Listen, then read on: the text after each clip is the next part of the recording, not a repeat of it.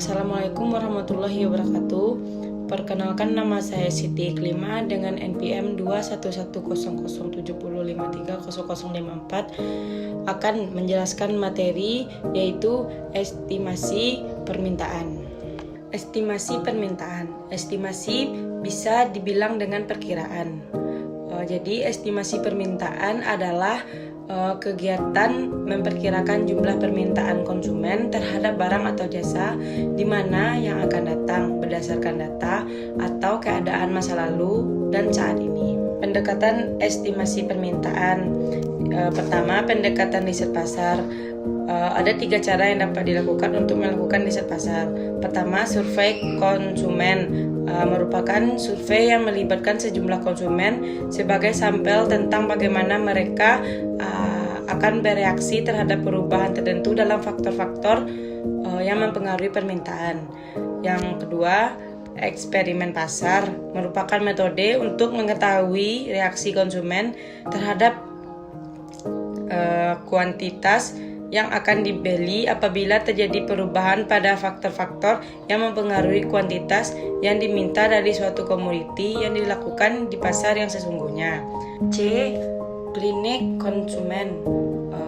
Klinik konsumen merupakan eksperimen laboratorium di mana sejumlah partisipan diberikan sejumlah uang tertentu dan diminta untuk membelanjakannya dalam suatu toko simulasi dan melihat bagaimana mereka memberikan reaksi terhadap faktor yang mempengaruhi permintaan. Selanjutnya yang kedua yaitu pendekatan analisis regresi. Analisis regresi lebih bermanfaat untuk perkiraan permintaan karena bersifat lebih objektif, mampu memberikan informasi yang lebih lengkap dan lebih murah dibanding dengan riset pasar. Dalam melakukan estimasi permintaan konsumen, metode yang sering digunakan antara lain. Pertama yaitu customer survey adalah suatu metode yang digunakan untuk mengetahui sikap dan persepsi para pelanggan dengan cara mewawancarai secara langsung atau memberikan kuesioner yang sudah dipersiapkan terlebih dahulu. Kelemahan dari metode ini antara lain biaya relatif mahal atau besar dan hasil survei tidak realistis karena konsumen tidak memberikan jawaban yang akurat, ditutupi kekurangan mereka. Selanjutnya itu metode observasi atau suatu metode yang digunakan untuk mengetahui perilaku konsumen pelanggan dengan cara mengamati yang dilakukan oleh salesman ditugaskan oleh manajer perusahaan. Selanjutnya yaitu metode market experiment, suatu cara untuk membuat estimasi permintaan dengan melakukan uji coba pada segmen pasar tertentu. Uji coba ini dilakukan dengan memberikan perlakuan tertentu terhadap faktor-faktor yang mempengaruhi permintaan. Metode estimasi permintaan konsumen yang saya bacakan tadi merupakan beberapa metode estimasi yang bersifat kualitatif, direktif. Artinya metode menggunakan data secara langsung diperoleh dari konsumen untuk mengestimasi permintaan mendatang dengan menggunakan analisis secara kuantitatif. Agar hasil analisis ini bersifat mendalam, kita harus membumbuinya dengan analisis kuantitatif. Analisis kuantitatif yang sering digunakan adalah analisis regresi. Metode regresi adalah metode statistik untuk mencari besarnya pengaruh variabel bebas terhadap variabel terikat. Variabel bebas antara lain harga barang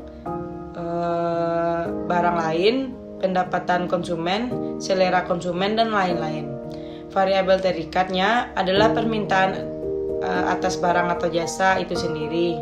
Antara lain, regresi ini terdapat 2 macam yaitu analisis regresi sederhana dan berganda. Dalam analisis regresi sederhana, persamaan dapat dirumuskan dengan Y sama dengan A. Selanjutnya yaitu pada tabel pengeluaran iklan X dan penjualan Y. Bulan tahun 1, 2, 3 sampai 10. Bisa diketahui pada tahun 1 yaitu X-nya 10, Y-nya 44. Jadi kita buat dalam bentuk kurvanya yaitu nilainya 10,44. Kita masukkan titiknya dan begitu seterusnya. Data yang dikumpulkan disajikan dalam tabel. Bisa dilihat tabelnya itu kolom pertama yaitu tahun, iklan dilambangi dengan XT, penjualan YT, Lanjut ke kolom kedua, yaitu XT dikurang X. Terus kolom selanjutnya YT dikurang Y. Selanjutnya yaitu XT dikurang X dikali XD dikurang Y. Selanjutnya itu XT dikurang X dipangkatkan dengan 2. Dari tabel di atas diketahui bahwa nilai N sama dengan 100, sigma XT sama dengan 120, sigma YT sama dengan 500, sigma X sama dengan 120 per 10 sama dengan 12, sigma Y sama dengan 500 per 10 sama dengan 50, sigma XT dikurang X dikali 2 sama dengan 30, sigma XT dikurang X dikali YT dikurang Y sama dengan 106, sehingga dapat dihitung besarnya A dan B yang diestimasi, yaitu B 106 per 30 sama dengan 3,533, A 50 kurang 3,533 dikali 12 sama dengan 7,6, dan diperoleh persamaan garis regresi sebagai berikut, yaitu YT sama dengan 7,6 ditambah 3,533 XT. Interpretasi persamaan garis regresi di atas adalah pertama, yaitu konstanta A sebesar 7,6, artinya jika pendapatan konsumen sebesar 0, maka jumlah barang yang diminta konsumen sebesar 7,6 unit. Yang kedua itu koefisien regresi B sebesar 3,533, artinya jika pendapatan konsumen naik sebesar 100%, maka jumlah barang yang diminta akan naik sebesar 353,3%. Agar analisis tersebut mendapat hasil yang mempunyai tingkat kepercayaan, maka kita juga harus menguji persamaan tersebut dengan uji signifikansi atau makna. Mula-mula kita mencari besarnya simpangan baku B dengan rumus SB sama dengan sigma dalam kurung YT dikurang Y dikali 2 dikali N kurang K, terus sigma XT dikurang X dikali 2. SB pada persamaan YT sama dengan 7,6 ditambah 3,533. XT adalah SB sama dengan 654830 dikali 10 dikurang 2 dikali 30. SB sama dengan 0,552. Uji T sama dengan B bagi SB sama dengan 3,533 dibagi 0,52 sama dengan 6,79. Selanjutnya kita bandingkan antara perhitungan T statistik di atas dengan tabel yang merupakan nilai kritis dari kurve distribusi T.